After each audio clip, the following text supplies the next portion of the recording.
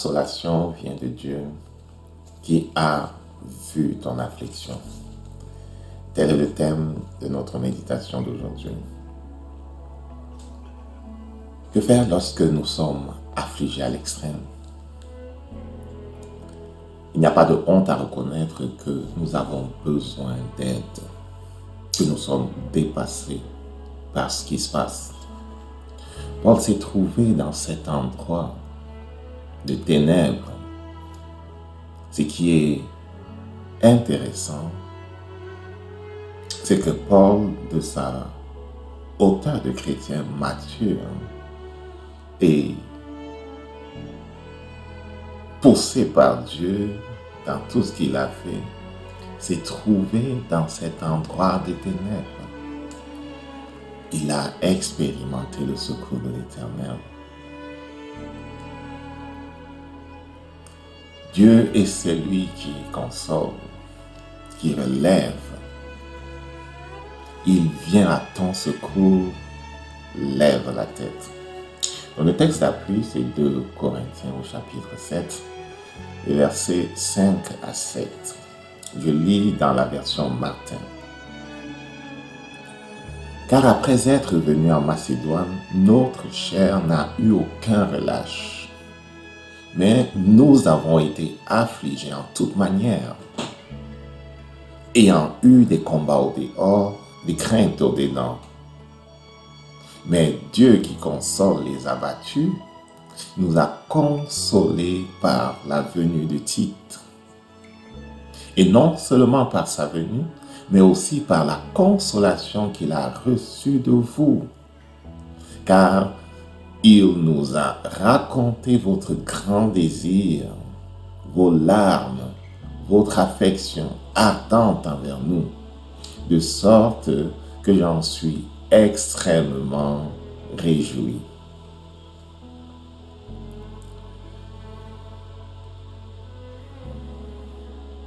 Paul dit, nous avons été affligés en toute manière. Comme nous disions tantôt, lorsque nous passons par ces chemins des ténèbres et que la noirceur se fait épaisse et que nous n'avons plus l'impression de ressentir la présence de Dieu, d'entendre la voix du Saint-Esprit, il nous semble parfois que notre situation est particulière et que jamais personne n'a expérimenté ce que nous expérimentons. Il nous semble parfois que nous sommes les seuls à souffrir de la sorte. Et parfois à l'intérieur de nous, la chair crie, Dieu, vois-tu où je me trouve? Est-ce que tu vois ma peine? Paul a été dans cette place de découragement. Et il avait sur lui un maximum de pression. Dès son entrée dans la Macédoine, par la ville de Philippe, les Juifs se sont levés contre Paul. En tout cas, ils le suivaient déjà. On était au courant de ce qui se passait avec Paul. Ce pharisien qui travaillait avant pour le temple, mais qui avait été converti sur la route de Damas et qui s'était joint aux églises. Donc, on avait entendu parler de lui et on l'attendait partout où il allait. Maintenant, c'est lui qui était l'homme à battre. Dès son entrée en Macédoine, pourquoi il parle de la Macédoine? Parce que Corinthe se trouvait en Macédoine. Il a rencontré une forte opposition. Et à partir de Actes au chapitre 16, on peut voir de ville en ville, Paul est suivi par les personnes qui ne veulent pas de son message. En Thessalonique, il est attaqué. Le seul endroit où il a un peu de calme, c'est Athènes, parce que c'est une ville qui est majoritairement grecque. Mais une fois parti de là et qu'il retombe dans une ville où il y avait plusieurs juifs, et bien les juifs se lèvent contre lui. Au chapitre 18, il arrive à Corinthe. Et c'est poussé par le Saint-Esprit. C'est intéressant de voir que Paul est parti là où il partait tout le temps. Cependant, il a connu de grande pression. Ceci nous montre quoi? Ceci nous montre que le trouble n'est pas toujours absent des chemins que le Père nous demande de suivre. Il t'a demandé de passer par un tel chemin et tu te poses la question de savoir si c'était vraiment lui qui avait parlé. C'est bien de se poser la question. Mais lorsqu'il a parlé de façon claire et que plus tard tu rencontres le trouble, la persécution, ne remet plus en question le fait que Dieu est avec toi et qu'il voulait que tu passes par ce chemin. Parce que la persécution et la pression sera toujours le lot de ceux qui veulent vivre selon Dieu. L'enfer se lèvera toujours contre ceux qui empruntent le chemin étroit parce qu'ils sont la lumière qu'il faut éteindre. Ils sont le sel dont il faut corrompre la saveur. Ainsi, Paul parle des combats au dehors et des craintes au dedans. La persécution était quasi permanente. La présence des loups dans les églises l'a mené à craindre pour les brebis. Parce qu'il faut comprendre que une fois Paul parti et des évêques et des anciens installés pour assurer la veille sur le peuple, pour assurer comme le ministère de pasteur sur le peuple, parce que Paul avait un ministère itinérant, plusieurs venaient avec un autre évangile pour essayer de se faire des brebis à eux.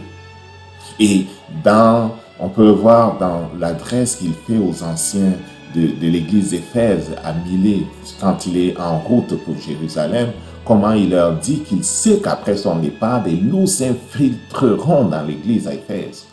Ce qui était vrai à Éphèse l'a été dans toutes les autres églises.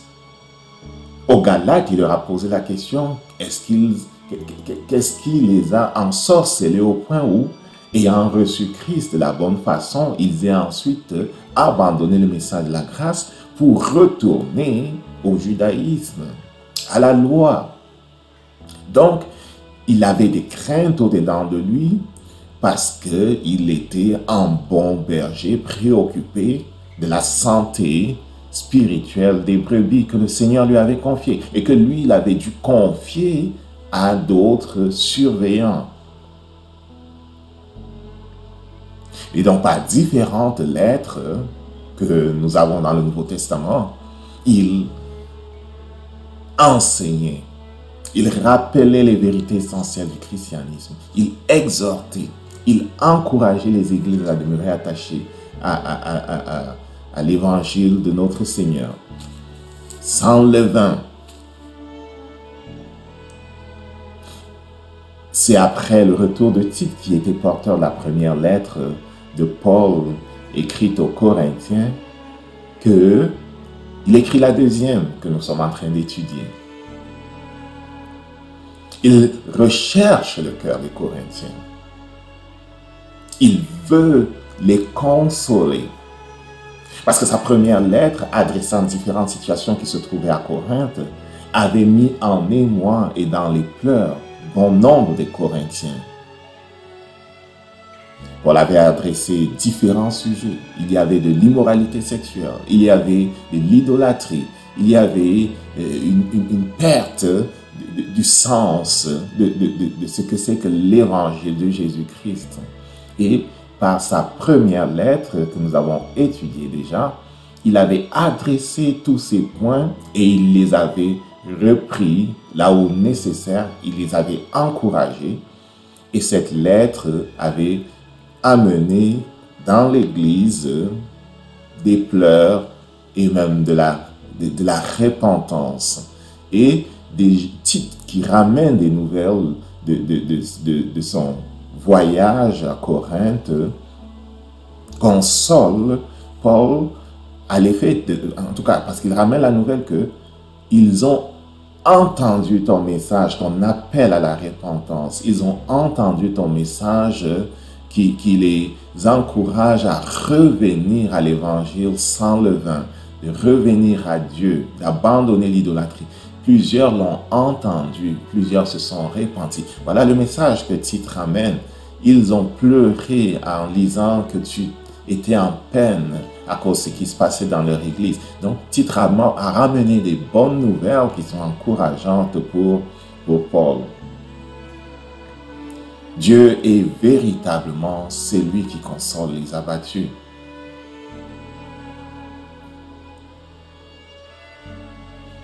Il ne nous laissera jamais sombrer dans le désespoir et l'affliction. Il fera prospérer toute œuvre qu'il nous a engagés à faire. Lorsque Dieu nous demande de faire quelque chose, l'enfer se lèvera contre nous. À un moment donné, on aura l'impression qu'on est en train d'échouer. Et on peut sombrer comme Paul dans le désespoir, dans les pleurs. Dans plusieurs de ses lettres, il parle aussi de ses pleurs. Mais Dieu qui est celui qui garde nos vies et qui garde l'œuvre qu'il a mise dans nos mains, nous relèvera. Il protégera son œuvre. Il prendra notre parti contre l'oppresseur, puisque nous lui appartenons. Il défendra le nom que nous portons. Alors que Paul pensait que tout allait mal avec l'église de Corinthe, Dieu est intervenu. Plusieurs Corinthiens ont été transformés par le Saint-Esprit. Ils ont ouvert leur cœur. Ainsi, Paul, bien que dans ce que nous avons fait comme étude jusqu'ici, nous avons vu Paul invitant les Corinthiens à lui ouvrir leur cœur. Cela veut dire que tous n'avaient pas ouvert leur cœur. Il y avait encore une poche de Corinthiens qui n'avaient pas accepté le message de Paul. Et on l'a vu au cours des chapitres qu'on a étudiés jusqu'à aujourd'hui dans cette deuxième lettre qu'il envoie aux Corinthiens. Paul, ici, choisit de se focaliser sur ceux qui ont accepté le message, sur ceux qui se sont convertis. Il choisit de se focaliser sur eux pour louer toute l'Église. Cela nous montre quelque chose qui est important à prendre pour nous-mêmes lorsque nous cheminons et que nous attendons des changements dans les situations. Nous devons apprendre à nous réjouir de ce que Dieu fait déjà. Lorsqu'il y a un début de changement dans le naturel, nous devons nous réjouir. Lorsque nous trouvons dans la parole de Dieu déjà une promesse d'intervention, de délivrance, nous devons nous réjouir. À ce moment-là, il n'y a encore rien dans le matériel, dans le monde naturel. Ce que nous avons, c'est la parole de Dieu, c'est la promesse de Dieu. Déjà avec la promesse de Dieu, qui est celui qui nous défend, qui nous console, nous devons nous réjouir. Déjà avec cette parole qui dit que nous avons tout pleinement en lui, qui est le chef de toute domination et de toute principauté, nous devons nous réjouir.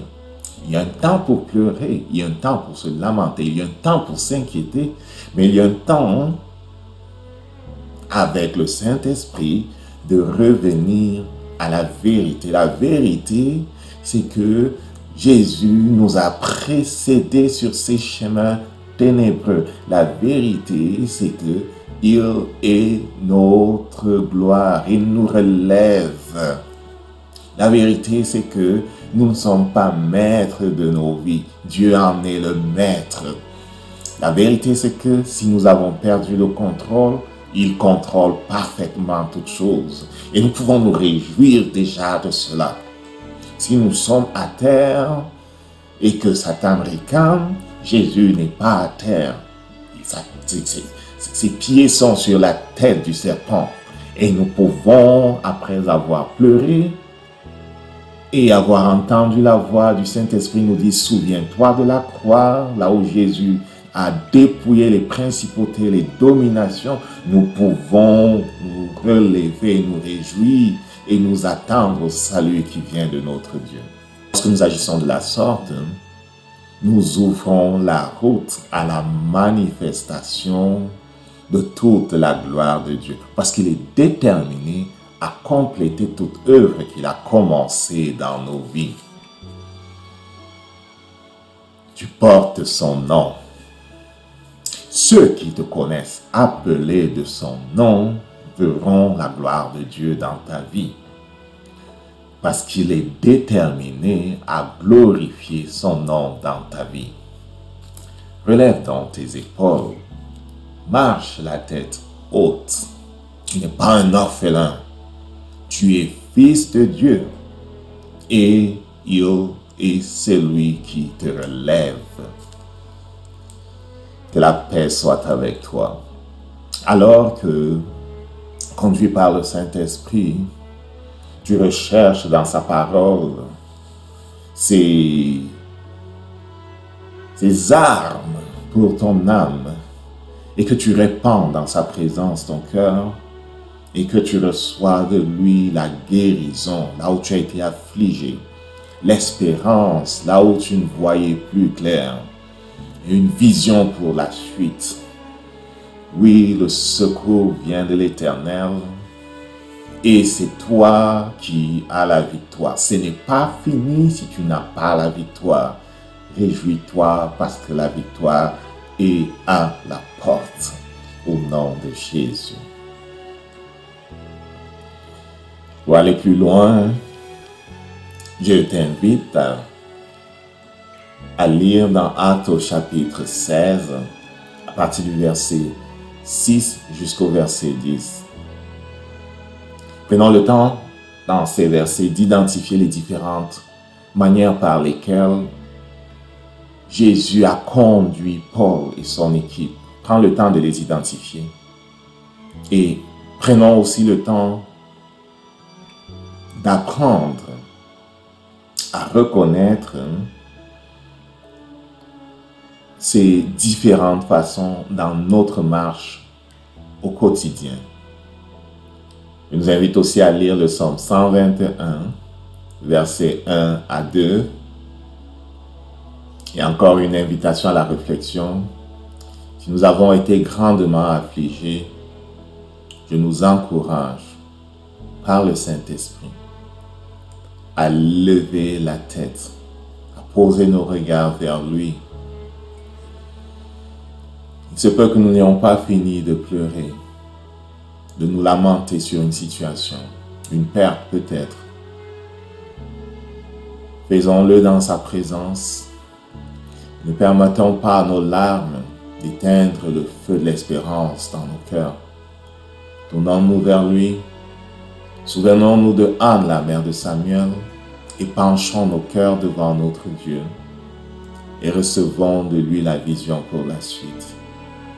Quand bien même tout le monde autour de nous serait parti, nous aurait abandonnés, serait décédé, et que nous serions comme les seuls et dans un deuil terrible, Dieu reste le Dieu de notre salut et le Seigneur de nos vies. Et non, ce n'est pas fini parce qu'il n'a pas dit le dernier mot. Donc, prenons le temps de recevoir de lui la direction pour la suite. Il est vraiment celui de qui vient la délivrance. Père, tu es ma délivrance. Tu es ma consolation. Je mets mon espérance en toi. Gloire à ton saint nom. Que la paix soit avec toi.